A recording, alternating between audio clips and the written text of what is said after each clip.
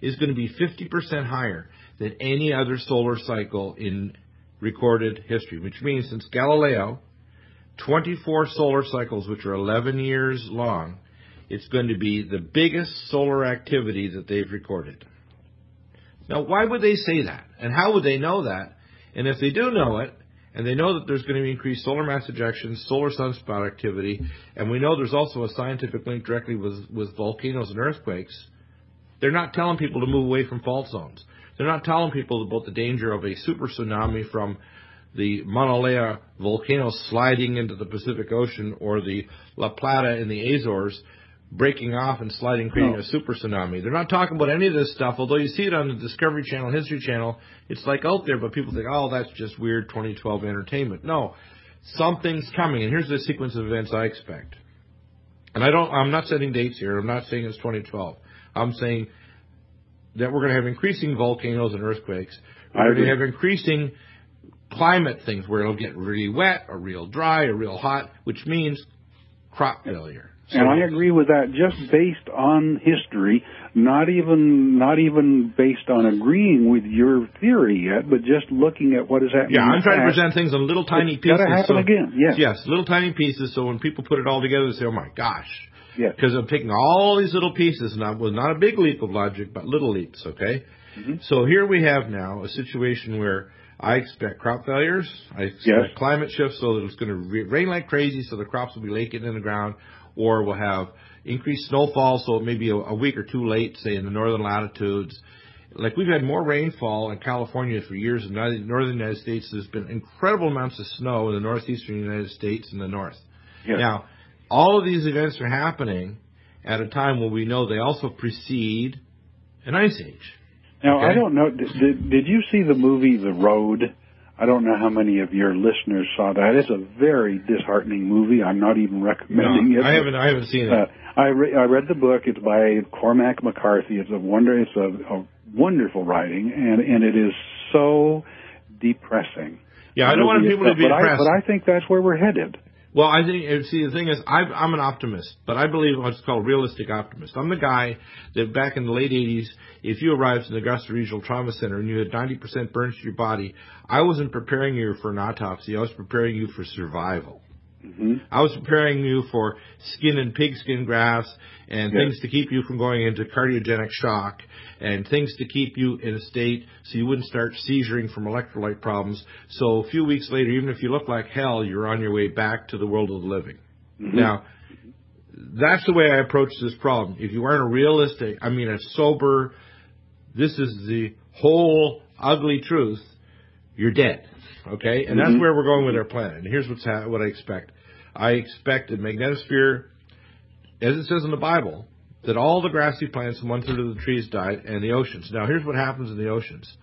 I know this as an oceanographer going back to the 70s when I worked out in the Atlantic Ocean.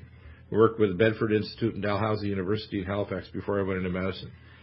If a 45-minute drop of 65 to 80% in the ozone layer with a massive surge of ultraviolet C light, the upper 10 meters of the ocean, which generates 90% of the world's oxygen, will die instantly.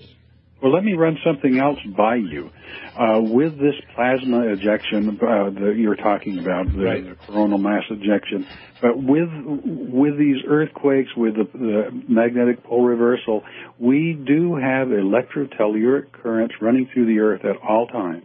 Right. In order to have a magnetic field, you have to have an electric field, period. Right. They go hand in hand. That's why everything is to ground. Remember how they have to... well, the salt water is very highly conductive. Would you agree with that? Absolutely. So it's electrolyte. So during a magnetic reversal, we're going to have electric forces flashing through the oceans. That is why I believe that during extinctions, 76% of species in the oceans go extinct, whereas only 14% of species in fresh water go extinct. Right, I agree. Now, so all this is things that are proven, things that are provable, just like the magnetic reversals are locked in the actual rocks, like whether it's volcanic rock or rocks like in the Canadian Shield. Yes. So the next thing I expect to happen is famines. I expect a solar mass ejection or sunspot activity with their shields down like Star Trek to wipe out the power grid, the civilization built on the house of sand, i.e. the silicon chip, and I expect that the in-time production, distribution networks and everything to grind to a halt everywhere. Yes, everywhere. Okay? Now, I can't tell you how much of that everywhere. It might just be if the solar mass ejection hits the part of the Earth when it happens, but it may be more than one event. You might be hit by one event that knocks out, say, China 1 month, and 6 months later, another solar ejection or sunspot activity hits North America. And explosions in the sky. Right. And, you know, I talk about some of that in Magnetic Reversals and Evolutionary Leaps in reference to the Carolina Bays.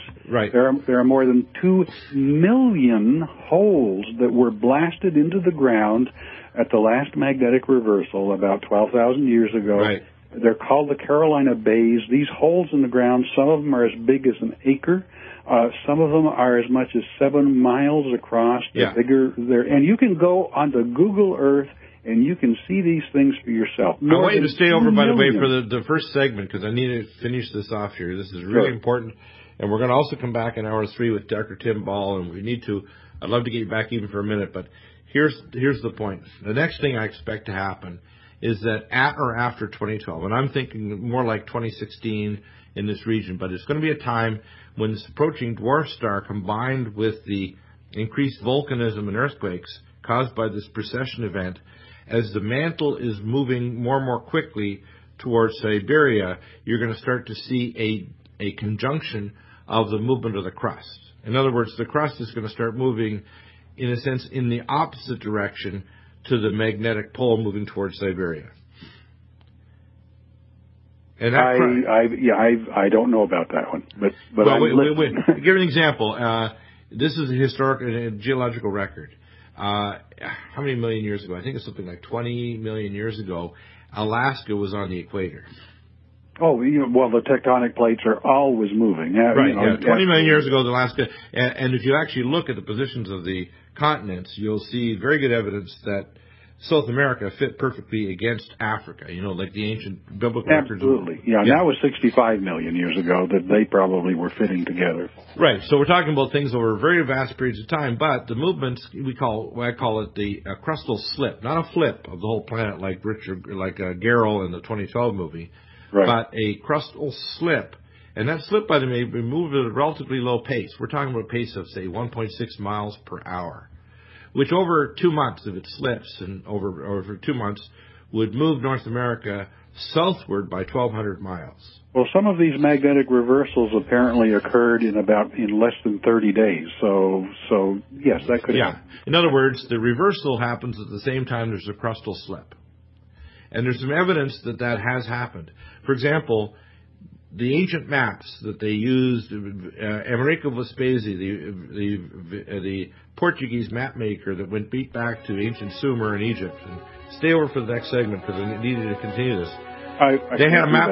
Yeah, can you do that for a minute? I can't do that, no. Okay, but I'm going to continue with this. And if you can call back in the third hour, I want to explain this so that people understand. They had maps of Antarctica that was not at the South Pole that goes back many thousands of years. So there's something happened in Antarctica that happened literally within the last, say, 12,000 years. It wasn't where it is right now. Interesting. We'll be back in a moment.